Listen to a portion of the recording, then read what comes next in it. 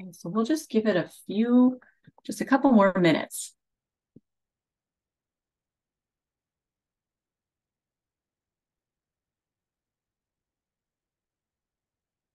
Welcome everyone.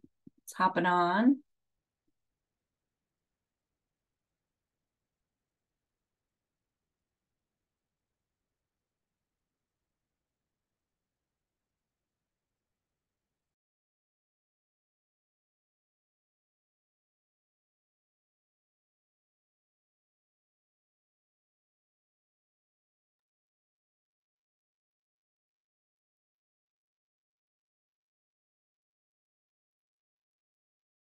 Welcome everyone who's hopping on. I'm gonna allow you to talk here. So just so if you see that, that's why.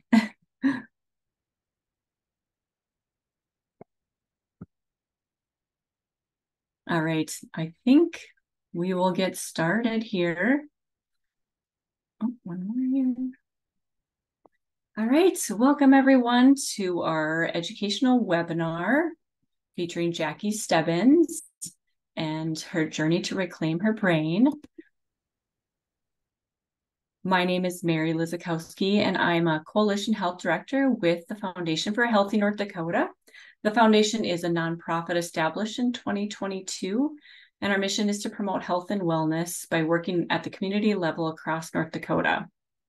We are currently building a statewide coalition to allow local communities to collaborate and work together on common initiatives. And by joining the coalition, members will be the first to know about educational webinars such as this, the latest on relevant public health information, legislative updates, and access to digital advocacy resources and toolkits. Just some housekeeping things. So webinar attendees are automatically muted when they jump on. I'm just going to kind of scroll through and I will allow you to talk and give you that feature. If you do have questions, please put them in the chat box. We are recording this presentation, so just keep yourself on mute until we have questions. And then we'll address any questions that came in during registration at the end. And then after the presentation, a link to the recording will be sent out along with an evaluation survey.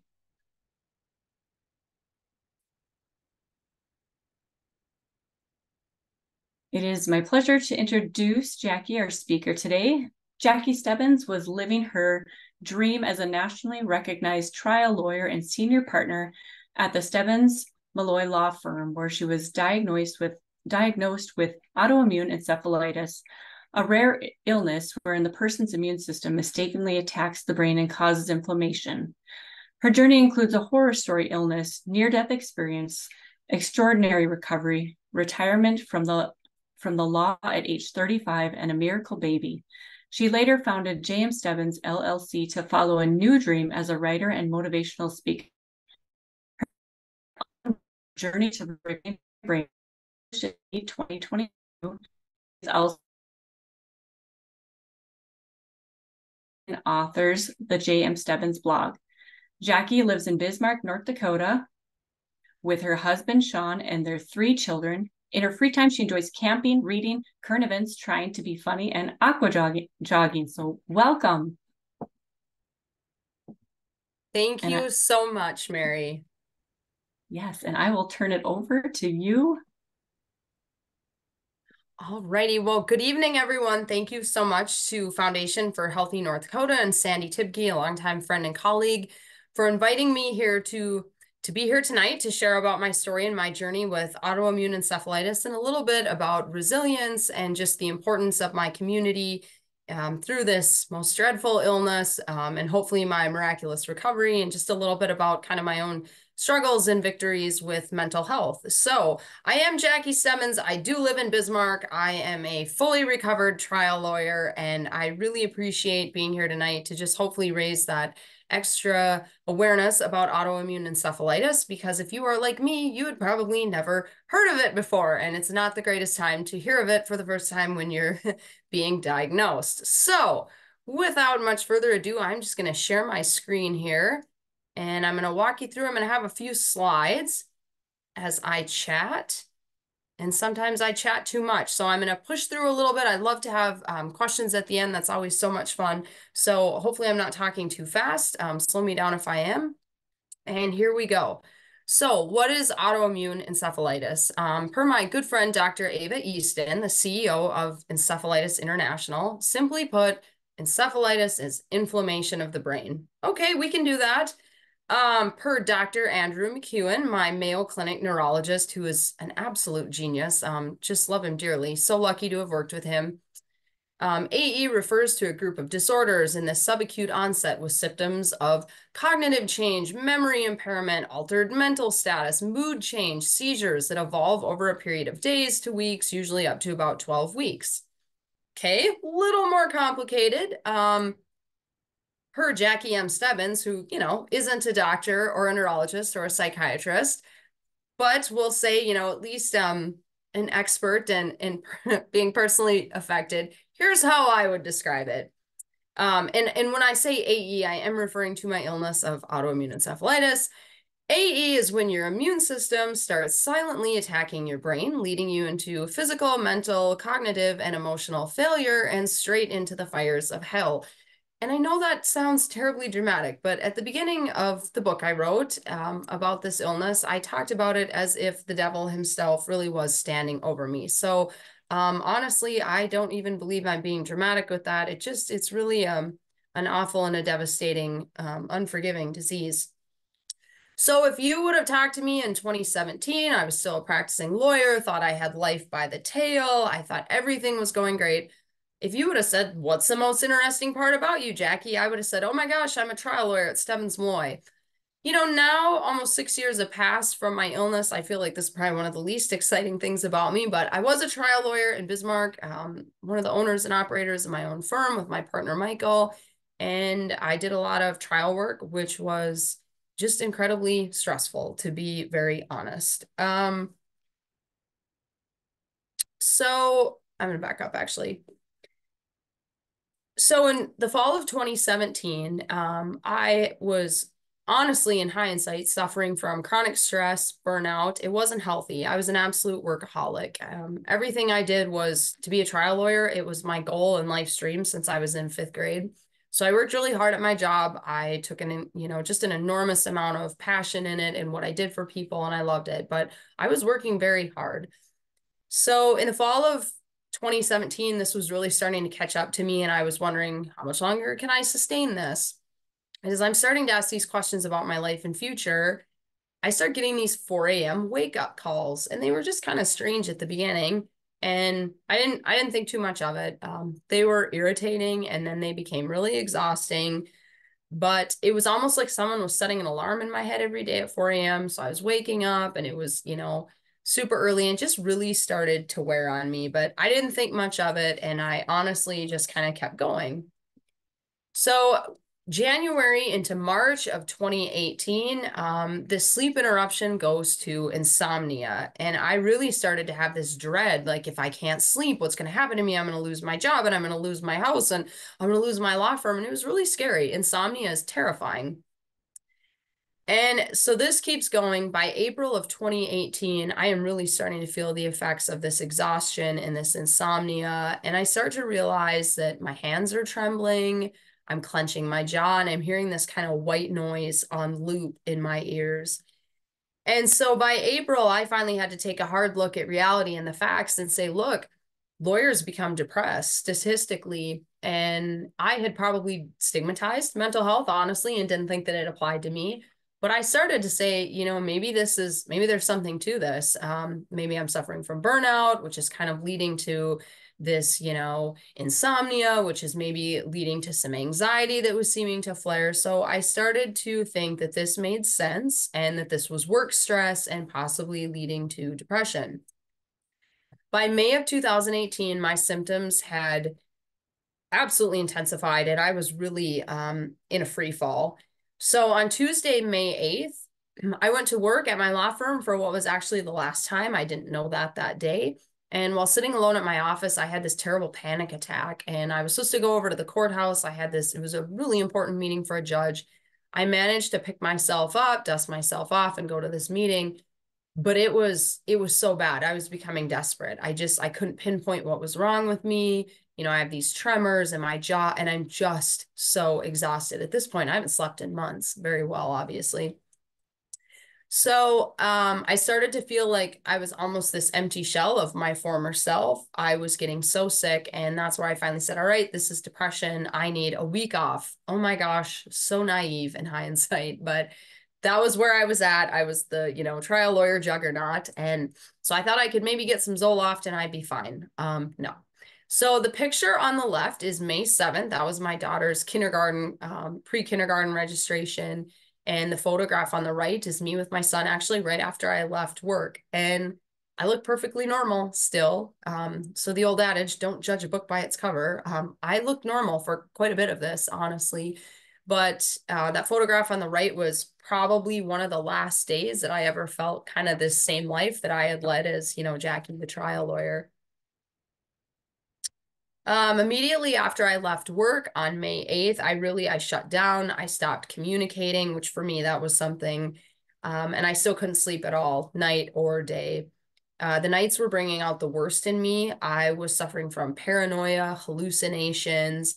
One time in my bed, I asked my husband, like, lying prostrate, I was just freaking out. And I was like, am I dying? Because I saw these gray waves of dead people over me. I was thrashing. I would get out of my bed and wander. I thought a man from one of my divorce cases actually came into our bedroom and shot me in the face. At one point, I thought he was in our home lurking around. So I was very creepily following my husband around, trying to find this man who I thought was in the house to kill us. So this happened quite rapidly after I left work. So this photograph on the left is actually Mother's Day, which I believe was like May 13th, that Sunday. Again, still quite normal, but it very much shut down. It was very apparent, and I was suffering. And so when I got back to Bismarck that Monday morning, I was already off work, and I was begging to be committed to the psychiatric ward because I thought I was having this complete psychiatric breakdown. So a friend came out from Fargo and was like, look, let's check Jackie in. She was working with my husband. So I voluntarily committed myself to the Sanford Behavioral Ward for 48 hours. And on the right, you can see a little bit of my journal entry, and that actually is from the psychiatric ward. Journaling was very much encouraged there.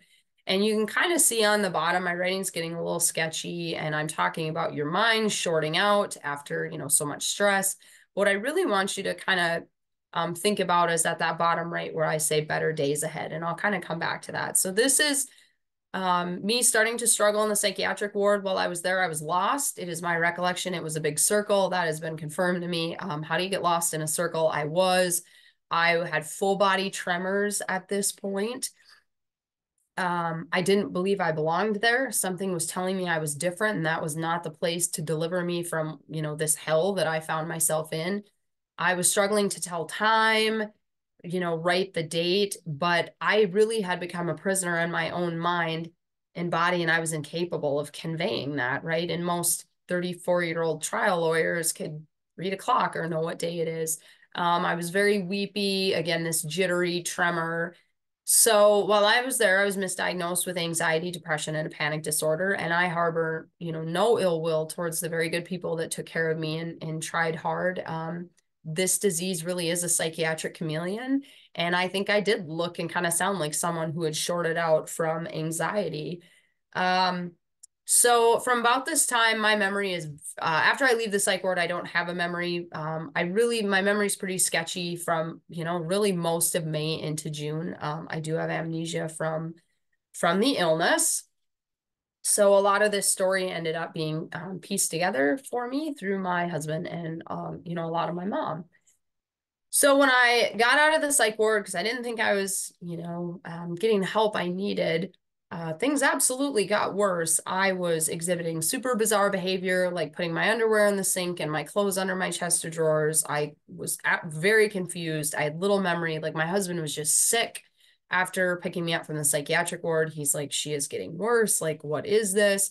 And then I started really losing my physical abilities. Someone that, was a biker and a swimmer and was walking at, I really couldn't even hardly walk on my own anymore, dress myself, tie my own shoes. I was too shaky and uncoordinated and just didn't have the cognitive capacity. So my husband was helping dress me, like helping me walk, helping me tie my shoes, basically taking care of me like a child.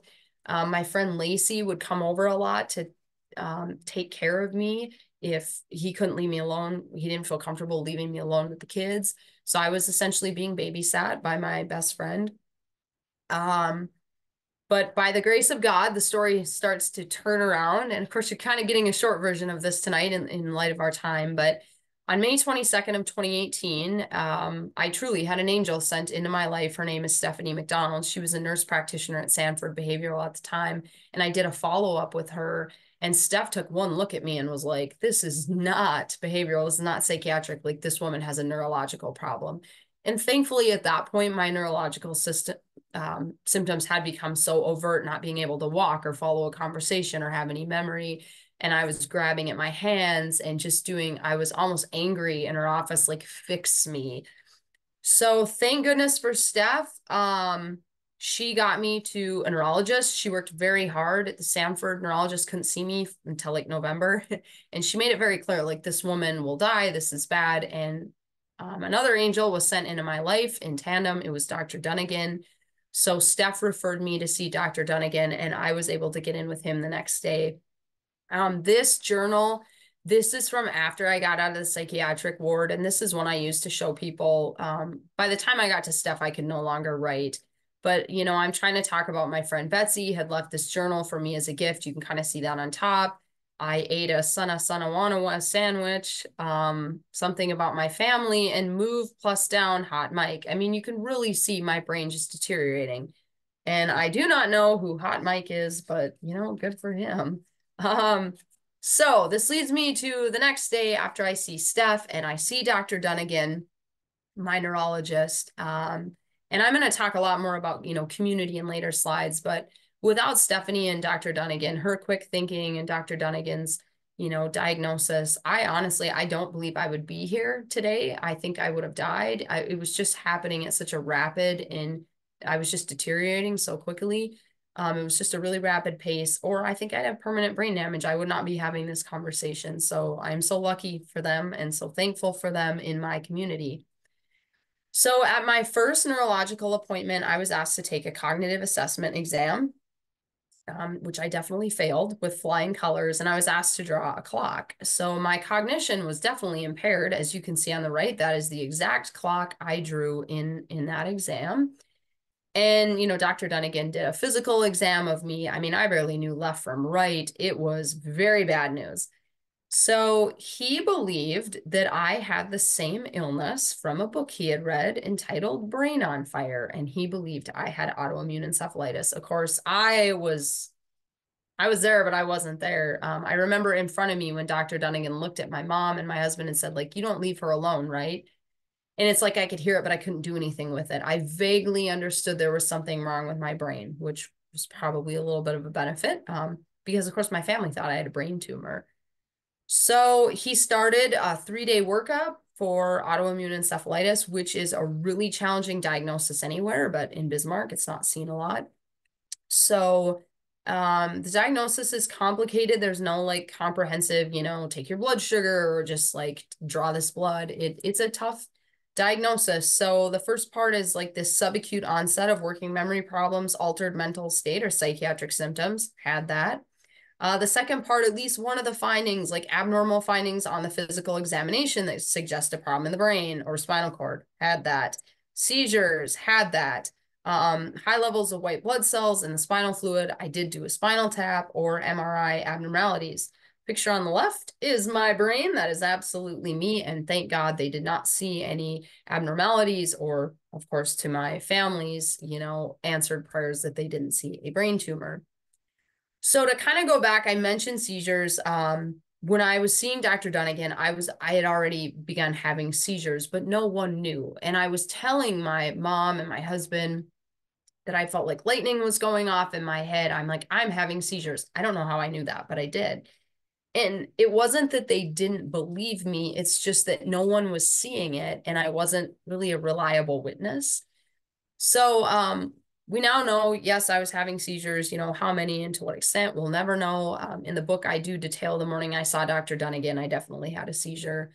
That is not one of the, there's a lot of tales in this book that are not glamorous, but this is not a glamorous illness.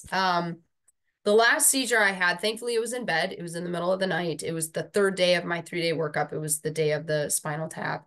I had a grand mal seizure in bed. It was very violent. It broke and dislocated my shoulder and broke my back in 3 places, which we actually didn't know about the back fractures for, I think, like a week.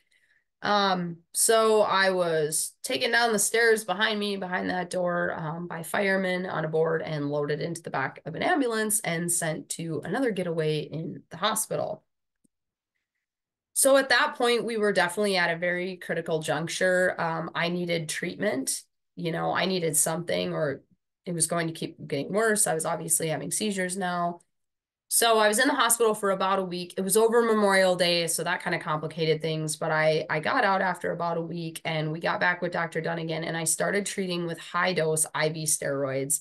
And bam, that first day, my brain like miraculously turned back on and I woke up. I don't remember it as much until day 2, but it really was like, I'll describe it as a little cartoon character, like running, in the clouds and everything freezes. And then it was just like, bam, I just got dropped back to reality and kind of tried to hit the ground running and really fell flat on my face. My brain returned back on, but that there was not going to be a return to normal.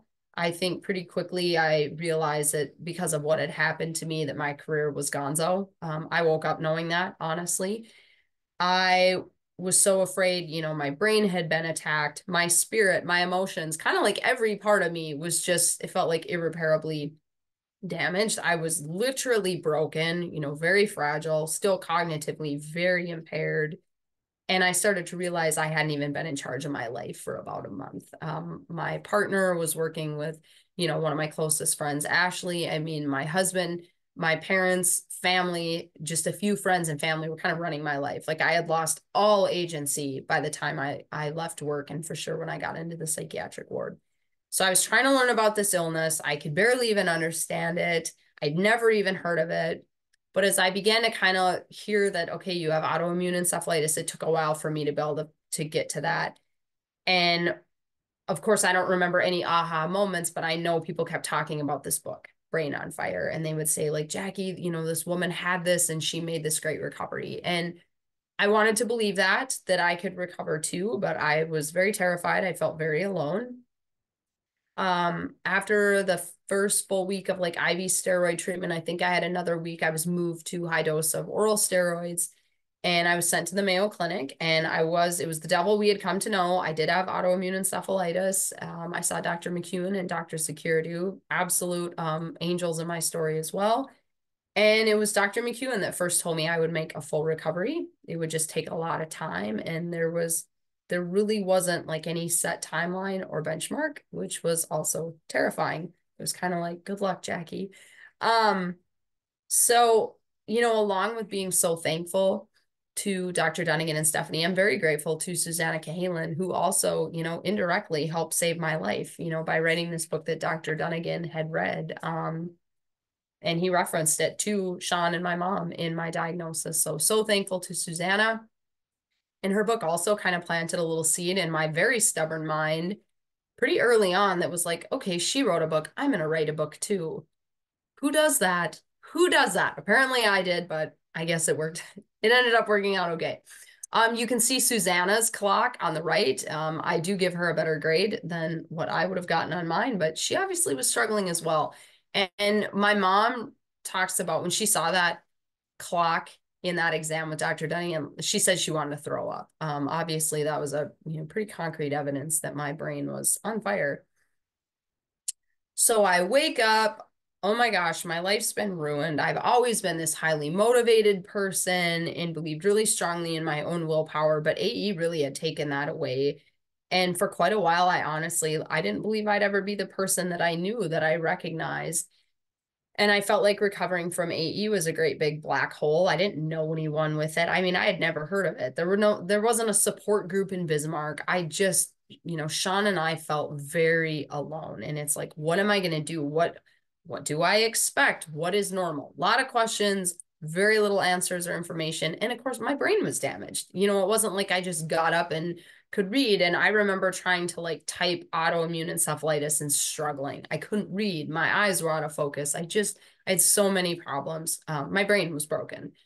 So it's like, what do I do with this? There was the AE itself, what it had done to my brain, the high dose of steroids giving me insomnia. Then again, I had other health conditions that I was starting to have to contend with. I had blood clots in my leg and in my chest. Those were found during the diagnosis. I mean, I really wasn't sure I could survive. And I honestly, not to be dramatic again, I just thought I was going to tip over dead. I really did. And I have these two little kids that are 5 and 3 who have watched their mom lose her mind. It was just to wake up to this. It was like, what am I going to do? So I really tried to be hopeful, especially for those two kiddos and for Sean. And I just kind of had to decide, like, no matter what, I'm going to have to do what it takes to come back for this. And I would like to believe that I believed that, but I think I was telling myself that. I'm not so sure I believe that I could. But a while away from all of this, I called my friend Andrea, and she's a counselor, and she's just amazing. And I was like, I have to leave the practice of law. I'm distraught. I'm sure I was crying on the phone. And I'm just like, Andrea, I don't even know what to do. Like, what am I supposed to do next? And I'll never forget this conversation. She was like, whoa, Jackie, like, you're not there yet. Like, there's not this next step. First, you need to survive. Then you need to recover. And only then can you rebuild your life. And I'll never forget my answer. I went, oh, the 3 R's. I like that. In my mind, that worked. Survive, recover, rebuild. So the 3 R's is kind of where I like to think that this is, how you can walk away from something. Bad things happen to good people all the time in life. Life is so full of struggle. Mine happens to be AE. That is not the only thing. So as I look at, a more broader message from my story, I look at the 3 R's. And so the first thing kind of ahead of me in this path to resilience was to survive. What did it mean to survive after autoimmune encephalitis? Literally, like, don't die. That was my goal. Very low expectations for my day, to just be as present as I could for my children, which wasn't much for a while. Total isolation. My brain could not tolerate anything, conversations, movement, you name it. It could not tolerate it. I knew I had to be isolated, which was very unlike my personality. I started doing PT to, get back my right arm. I started walking outside just to try to, my balance was so off and all the medication didn't help. I slept as much as I could, which I needed for my brain to heal. But again, on that high dose of steroids, it was hard to come by. A lot of my days started at midnight. I could only sleep a few hours, and I would silently, like, lie awake on the couch and watch TV. As I started to be able to read again, that was good. I did a lot of ice and heat just on my joints. The steroids were awful. I was in a lot of pain and just, again, really had low expectations. But this is where I really kind of set my first goal. And goals were, goals were always a way of life. And even though I expected little for myself, I was like, all right, you got one goal, stay alive no matter what. That's it. 1 year. You just have to stay alive. And that truly was kind of my goal and my benchmark.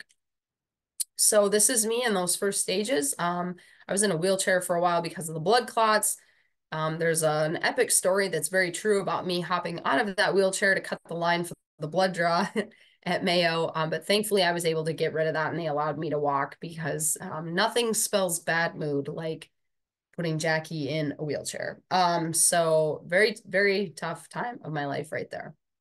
So this kind of moves into the second R, recovery.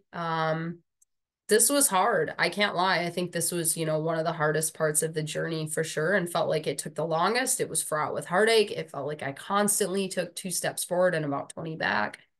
I gained a lot of fluid weight from the steroids. I wasn't really prepared for that. Probably in hindsight, that was best. I had no idea what it was going to do to my face. My face looked like it was going to pop, as you can see in these photographs. They cut my hair right away after the seizure just because they knew I wasn't going to be able to take care of it. And that wasn't my mom's strong point. And not too long after that, a lot of my hair just quit growing and fell out. So I wasn't recognizable. People that had known me my whole life didn't recognize me. I had zero self-confidence, zero independence. I couldn't drive, and I wasn't leaving the house. So I tried really hard to kind of focus on, just the little things I could do, rehabbing that arm and walking and reading. And I prayed a lot because that was about all I had left. I felt like everything had been taken from me, and I just still was very unsure about life. So I kind of divided into my 5 pillars, I think, of recovery, which was a little easier in hindsight, but I think I was doing that day to day. And this is in my book. I really had to look at my physical and medical issues. I did every single thing possible that I could control. There was a lot I couldn't. I narrowly avoided diabetes. My blood pressure got terribly high until we reduced steroids. But every little thing I could do, I did. No stone unturned. Mental health, that was a journey for me, but it started to plant the seed that I needed to start to focus on that. Obviously I was struggling with anxiety and depression, whether I could admit it or not, even at that point. The social problems, people didn't know what to expect from me. It left me just feeling even more alone. People didn't understand the illness. People would be like, "Oh, are you back at your job?" And I was just like, I can't leave the house or drive or think, like, no. And then I'd get upset and sob. And I know a lot of people, excuse me, really meant well, but it was very hard. It's a very unrelatable illness. Fear, debilitating fear of death, my own mortality, just everything, or like, how could I feed my family? My husband was a stay-at-home dad to our kids. Like, I owned and ran the law firm. I knew I couldn't go back. And my career, how that was in with my mental health, because I knew I'd already lost it, and I was still an owner of the firm until that couldn't happen overnight, that I couldn't just be out. And then it was terrifying because, how will I feed my family? I mean, it was just everything that would compound on one another. So recovery was just so hard. And yeah, the pictures don't lie. That's me standing with Heidi trick-or-treating. And, I've known Heidi for years, and she didn't recognize me that night until I kind of had to casually say something. And then, I could see when people were like, "Oh my God, that's Jackie," right? So, but I just am so lucky to have the family. My husband, Sean, he was a lifesaver. Kennedy and Kirby are in that picture. My mom, my dad, my brothers, just all these close friends and people that really rallied for me. I'm so thankful. They really helped me out and gave me voice for a long time when I didn't have one. So as I'm recovering, excuse me, I've had a terrible cold. So it's my goal, like, don't die for a year, right? And so I get to this 1 year mark, and I was in remission. I met my goal. I was still alive, no seizures. I'm like, okay, life, I can do this. I can do this. And I was a miracle of this disease too, only needing steroids. That is unheard of in my community. I have people almost just like angrily be like, "You only needed steroids." People do chemotherapy drugs to strip their immune system, plasma exchange, IVIG, just like all this terrible stuff. I did not have to do that. I was on steroids, seizure medication that I was able to kind of wean off of. So all of a sudden, I'm starting to wonder how maybe I can rebuild my life. This is kind of after I had this conversation with Andrea, and surprise of a lifetime. Sean and I were expecting this surprise baby.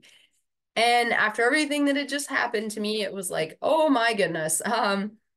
It just felt like my high risks were just miles long. It was kind of back in the thick of it medically. And I was very scared for the safety of the baby and for me. And again, this community, good doctors. I'm so fortunate.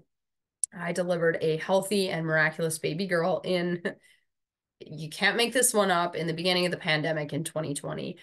And her initials are AE. Her name's Abby. We wanted her initials to match my illness, just the miracle of her story. She's got quite the backstory. She'll learn someday. She's going to turn 4 here shortly.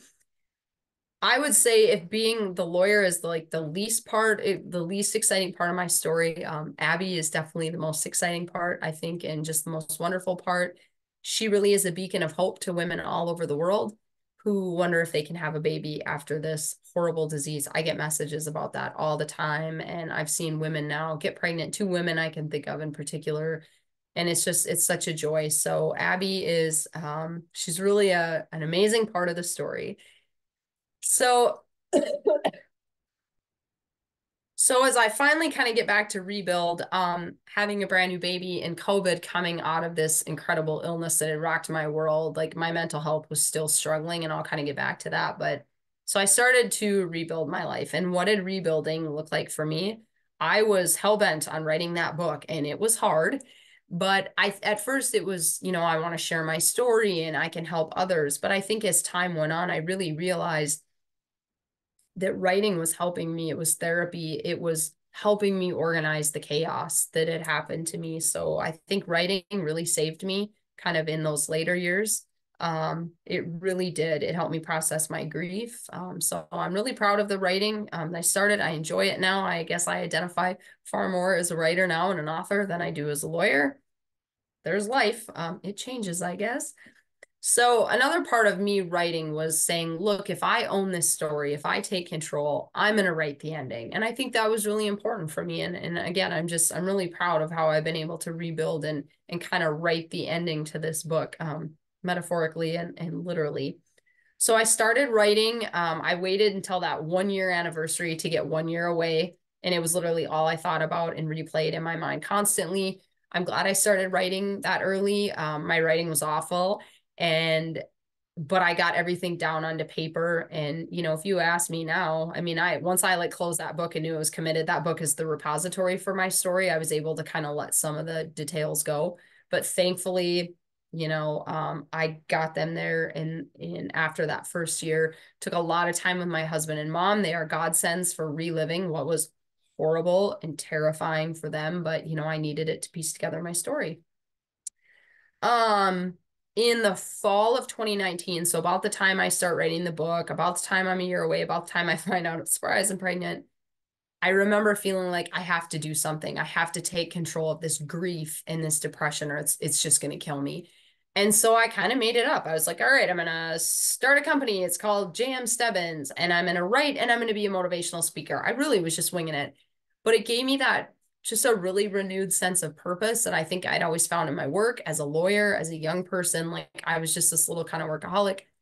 And the only other dream I'd ever had outside of being a lawyer was to be a motivational speaker. And my mom had once told me that, first you kind of need a career and then you need a story. And all of a sudden I was like, wait, ding, ding, ding. Hey, I have those. So made it up, Jam Stebbins, and said, okay. So I started giving speeches and writing. I have an active blog. I have a podcast called Brain Fever. My husband, Sean, produces it. It is heard in over 800 cities and 43 countries. Crazy, past my wildest dreams. I was able to interview Susanna Cahalan. That is actually on my podcast. It was part of Humanities North Dakota. She's a joy. It just, what a proud moment. The Brain Walk I've been doing now since 2020. We had the largest gathering in North America that year, and we've had a lot of the largest gatherings in the world with our virtual Brain Walk, many states, many people. I'm so proud of that. So that was kind of what rebuilding started to look like for me. And as I get to kind of the end of maybe more of the broader message and the way I would think of, healthy North Dakota and, what does it look like? What do the 3 R's look like? And I came to, kind of 2 points, resilience and community. And, what is resilience? Well, for me, just keep swimming. People started telling me this when I was in that thick of recovery. And you just saw the pictures, if you can see how I looked, you can imagine how I felt. And people say, just keep swimming, Jackie, just keep swimming. And I started to repeat that to myself. And it's become such a powerful mantra, for me. And there really is something to be said about kind of this mind over matter, like just swim through it, just keep going. You can do this, you have to. Truly, the evidence pointed against me doing anything, at all. And so I think just, having that belief and knowing no matter what it is, I'm going to take it today. I'm not going to worry about tomorrow. Like I'm going to take what hits me today. And that is really how I think I was able to get through AE. I think it's, what is resilience? It's you just don't give up, and you keep swimming. Life is going to keep knocking you over, but you vow to keep getting up, and you vow to believe in yourself. And I know, I'm not so naive to say everyone's story turns out like mine. Unfortunately, it doesn't. But I think that if you just make that promise that you're going to keep trying, I know life isn't always going to promise the result that it'll work with you, but you keep trying. And I take you back to that note in the psychiatric ward. If I can scrawl, better days ahead at probably what was one of the lowest moments in my life, and maybe believe it, that I think that's just something I think about a lot. That I really probably, hopefully, did believe that. And there were better days ahead for me. I just had to swim through some pretty awful currents. So that belief in better days ahead is very important to me. And, within those two subparts of resilience, I think just gratitude, constant gratitude has been so important for me. It's hard to be as bitter and think about what you've lost if you just are really thankful for what you have, and you're thankful for the doctors and the nurses and this person and that person and the firemen that came and got you. If you're just always thankful, it's harder to be bitter. And that, is a choice. And I think resilience is a choice. And I just really think it's a healthy one to make. If you just commit to it, it's not easy, it's not pretty. But that is my hope for everyone when they feel their life upended, that they can make that commitment to their just keep swimming and better days ahead. And another thing that, was so important to me in my survive, recover, rebuild is my community. I am so thankful. I think my resilience and attitude, sure, it helped, but I think my community was honestly probably helped me, to recover and rebuild more than anything. I'm so lucky, family, friends, colleagues, my hometown of Bowman, North Dakota, Bismarck, just I had support from people in places in the US I didn't even know. And, these people that brought me out safely, medically, and my baby safely. There's just so many heroes in my story. There's a lot of them in the back of the book. It's not an exhaustive list, but near and far. And I'm just so grateful to all of them. And so when I think about that, it's kind of like, that is not the slide I wanted, isn't it? No. Okay. Community. As I think of community, what can we do for our community, and what can we do as a community? Just show up. And when I think about my story and just what my community did for me, that's what I land on. They showed up. They showed up in the biggest ways ever. And I don't mean that in, literal big ways, but to me, anytime someone showed up, it was in a big way. I had a meal I woke up to a meal train at Caringbridge Accountant GoFundMe page. My story was pretty public by the time I woke up. People sent cards, gifts, food. They sent my kids presents. They sent me Elton John paintings. I'm Elton John's world's biggest fan. People decorated our pine tree at Christmas. Just anything and everything. And if you know someone's house is on fire, show up for them in any way you can, because it means the world when you're the person whose house is on fire. And I promise, I remember all the ways people showed up for me, even with my little broken brain and with the help of some notes. People anonymously sent me money and cards. There's people I can never thank, but I'll always remember that generosity and the way people showed up. And I hope that I had lived my life in a way that was grateful and generous. I'll never forget some of the things people said to me. They're like, Jackie, when my brother died, you were there. When my sister died, you didn't even hardly know me. You were there. That just meant so much to me, and in the hopes that the way I'd live my life.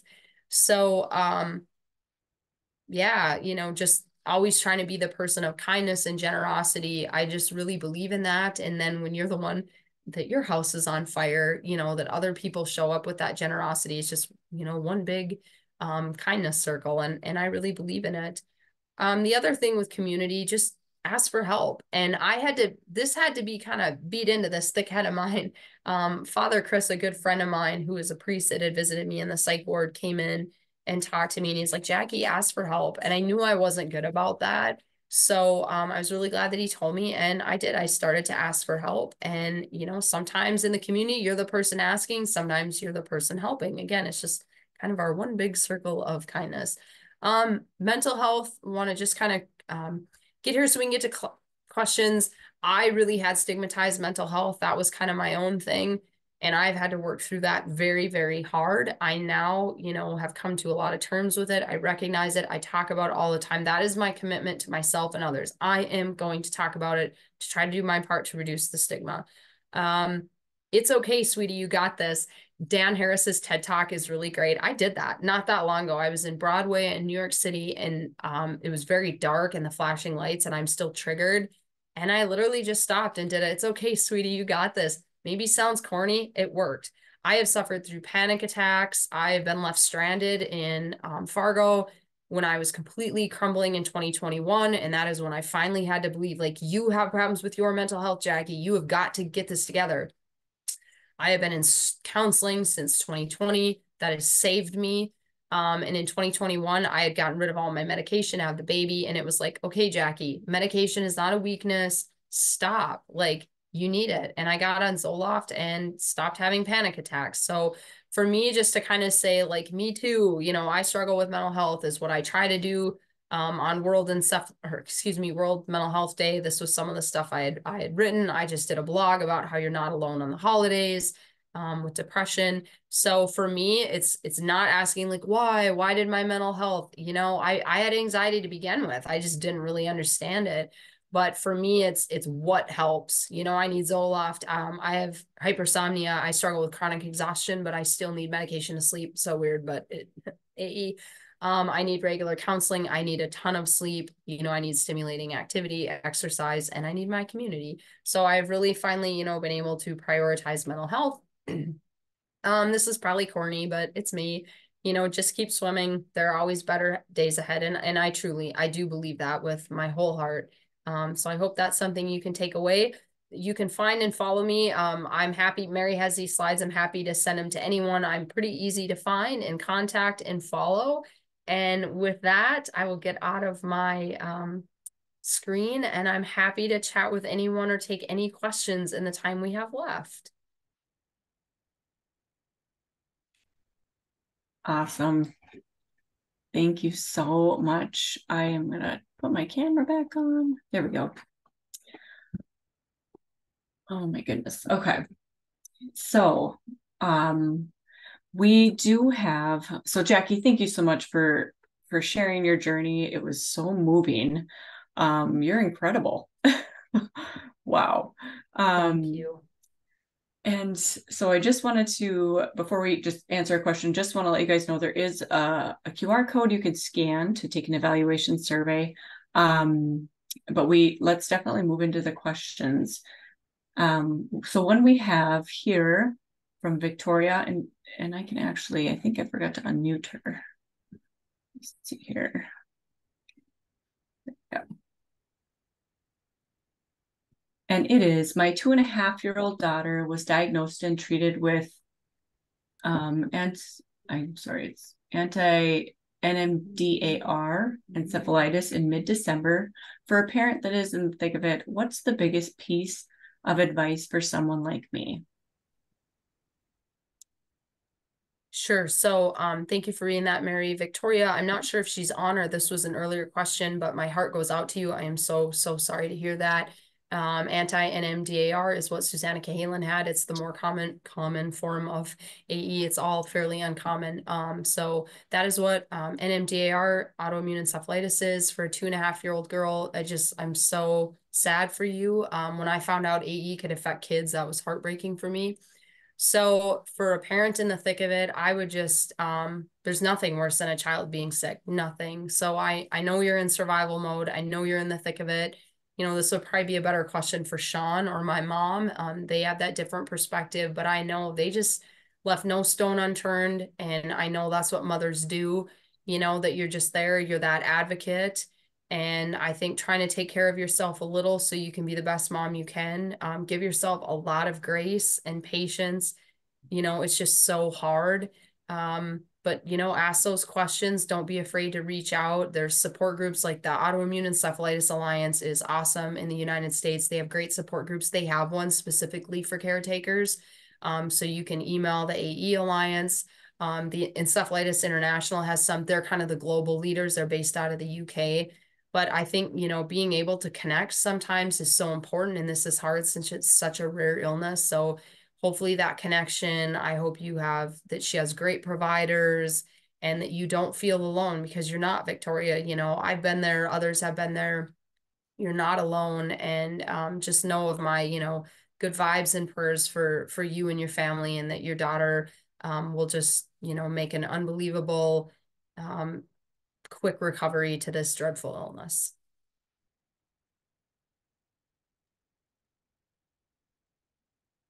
She gave 2 hearts, I saw in the comments. So the next question is geared towards the mental health. So and I know you touched on this, how did you manage your mental health through this journey? And were there any maybe specific therapies that you used to process this? Yeah, so I was a real moron for a long time, and that's a clinical diagnosis, real moron. I just ran from it, and even as I was writing this book, I was talking about mental health. Oh, total lip service. It was still like I was playing this academic exercise of like, what's AE and what's mental health, because I didn't want to believe I had mental health problems. I think the just being in the psychiatric ward, kind of wondering like, what is my profession going to think of me? And, I felt like I was one of the only people on earth that had been there. And now I'm like, Jackie, get over it. That's where sometimes people need to go there. We don't say, oh, we can't talk about it if someone has a heart attack and needs to go to the cardiologist. Like, we just have made mental health so different and hidden. And it's just taken me years, though, to get there. Counseling has been single-handedly the most important thing for me. And I drug my feet. Again, total doofus. I was embarrassed. Now, part of it, I'm a product of the 80s and 90s, and I grew up in a small rural town in North Dakota. Like, having a counselor would have been weird. So it took me a long time to get there. I'm so thankful. I see Dr. Juliana Nevland at Chambers and Bloom. I'm very vocal about how awesome she is, because I talk about Dr. Dunnigan, I talk about Steph McDonald, I'm going to talk about Juliana. So that has been just life-changing for me. I'm still deep in therapy. I would love to pretend when I say like I'm a fully recovered lawyer that, it's a little bit of just trying to deflect, because it still hurts. It's still raw. Like, I still want to be a trial lawyer. I mean, it's less now, but that was my whole life. And it was all taken from me. The finances that come with it, the retirement, like everything, my identity, my day to day. So counseling to just constantly like process this. And I have a whole host of chronic health problems that I didn't have before. So that has been huge for me. But my exercise, which is pretty limited, I'm getting old, things like swimming and walking, but that is what I do, getting outside, getting fresh air. I have celiac disease now. So I have kind of a really rigid diet. Just, I don't know, monitoring, I guess, the things I can and learning to let go. I can't sit around and stress out all day that AE is not going to come back. I see there's another question too, if I've had any relapses. Like, thank goodness I haven't. The further I get away, probably statistically it's less able to happen, but my body is full of inflammation and my immune system has done some pretty awful things to me. So, if I really think about it coming back, it's terrifying. So I can't think like that, so I really do try to live in the moment. I, honest to goodness, try to enjoy every day. I am full of gratitude. Not gonna lie, some days I'm full of like bitterness and anger. Yes, I'm human. And adding Zoloft back in, I take a small dose. That's what I needed. The trazodone to sleep. So like getting a lot of sleep. So really, my life is a little bit of a delicate balance. I can't lie. Any one thing can tip me over, like getting sick or having, this comes up. And I still go to Mayo a lot. I doctor very frequently, and that's just kind of my life, So, but I think being open about it now is helped too. And it feels like I'm proud of myself for that. It feels like people are more open about it with me now. So I'm hoping I'm adding to the conversation. So yeah, the other question, so any relapses, no, thank goodness. Any common triggers for AE patients that it can exacerbate? So I was just at a conference at UCSF in San Francisco. I spoke along with some physicians and Dr. Ava Easton, and one of the doctors was like, is it the environment? Yes. What is it in the environment? We don't know. Is it genetics? I'm sure my genetics have played a role in this. Now I have celiac disease. I have these autoimmune disorders. I have an older brother who's a type 1 diabetic. And when we found out I had celiac disease, we found out he did too. Two of my kids, 2 out of the 3 kids have celiac disease. So there's part of me that thinks there's really just some genetics at play. So I can't really beat myself up over everything I do. It happened, and Mayo absolved me from my guilt, which I needed. And they were like, because lawyers all want to believe that I did something wrong because they're terrified that this could happen to them, right? But that's like the first question I get. Did your stress cause this? I'm sure it wasn't helpful at all. And I had chronic stress. I was burnt out. I was very unhealthy life for me, which is why I know I can't go back, which is why, trial lawyer is a past life. So yeah, for me, I try to, watch the medical dilemmas that I can avoid, but I can't totally tell my body what to do. So, I do the best I can every day, and I try to go to bed and say that was good enough.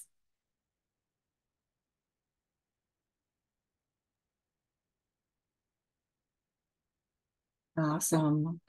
So I have to just say, I picked up that book, Brain on Fire, a few months ago, actually. So I started reading it, and I'm only halfway done. It is a pretty crazy book. And I look forward to reading yours as well.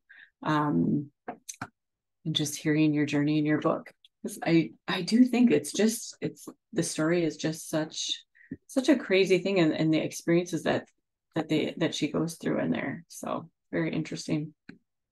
Yeah, it's one thing for like someone to attack you, but it feels like another to have you, like your own brain, your own body, your own immune system attack you and kind of Yeah. turn on you.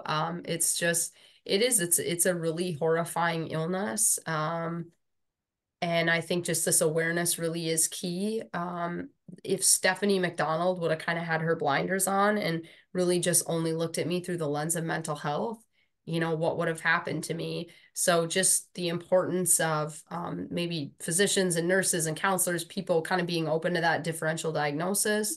In the next breath, these kind of work hand in hand with the mental health, that we need to continue to destigmatize mental health, because I was on a webinar a while back where one of my Mayo doctors said, the tables are kind of turning. There is more awareness about AE, and unfortunately some people now almost kind of want AE because they don't want to believe their loved one or themselves, have a psychiatric problem or something else. And you don't want AE. I know some people just want answers, and I understand that. But you definitely don't want AE. So I think it really goes hand in hand, the awareness with, being open about mental health too. Because it's a sneaky one to catch. But the diagnosis is challenging. But what I've learned from these doctors, you have to follow it and make sure, because you don't want to incorrectly diagnose with someone with AE if that's not it either. So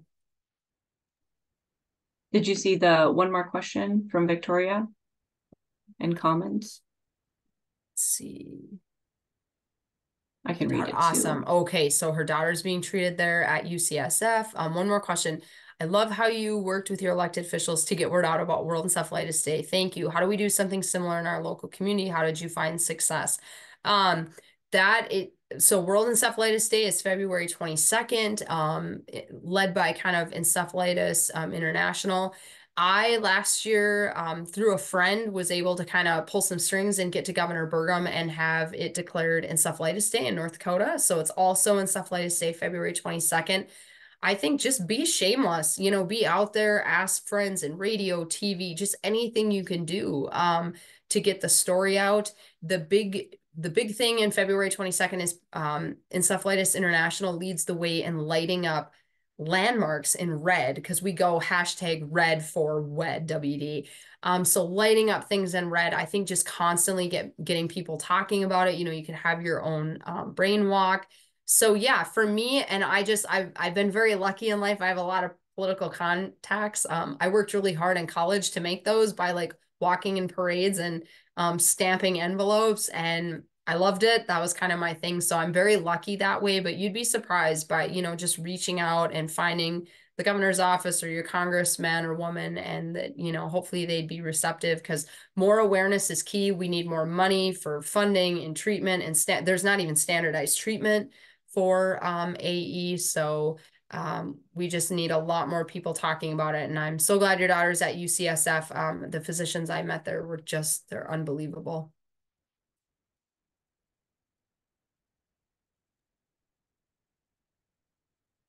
Wonderful. And one more comment on the Q&A. I see There that. is oh, you see it? Okay. Oh, go ahead. Go ahead, Mary. Oh, I was just going to say, so Jessica said there is a mom in Bismarck, Steph Orr, who has spoke very openly about her son with pandas. Is that how you just say it like that? I'm assuming Yep. too. And the struggles, that was the first time I had heard of any form of AE. Yes, and I don't know as much kind of about the PANS panda. I do have a few friends. Yeah. I have a friend with a child who has, told me some things. Again, just terrible things for these poor children. I don't know if I know Steph, but I'm happy that it sounds like she's out there and open and just kind of educating other parents. And because yeah, I can only imagine what a struggle it is to have a sick child with anything, but to have anything, in a child's brain is just anything in any, yeah, to have a sick child is just awful. So I hope that she and her son are both doing very well.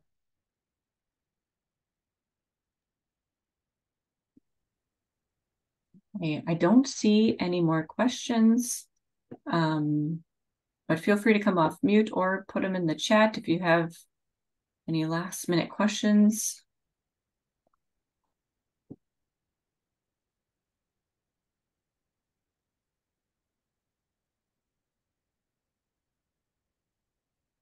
Any other last thoughts, Jackie?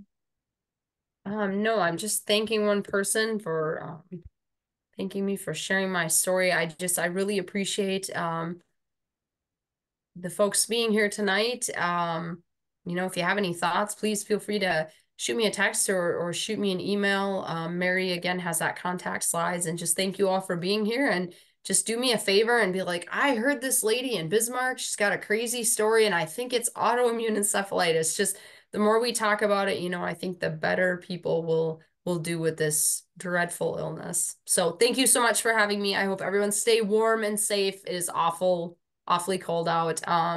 Just best wishes to everyone on this call. Thank you. Thank you, Jackie, again, for sharing this incredible journey. And thanks for everyone for attending this evening. To stay connected with us, you can follow Healthy NODAC on Facebook, Instagram, Twitter, and Foundation for Healthy North Dakota on LinkedIn. Also, to join the coalition, you can visit the link to stay aware of future webinars and updates on the foundation. Also, here's the QR code if you'd like to take the evaluation. And we will be sending out information with the recording, so you'll have Jackie's information if you need to get a hold of her and connect, and also information from the presentation. So wonderful. Thank you, everyone, and have a good rest of your evening.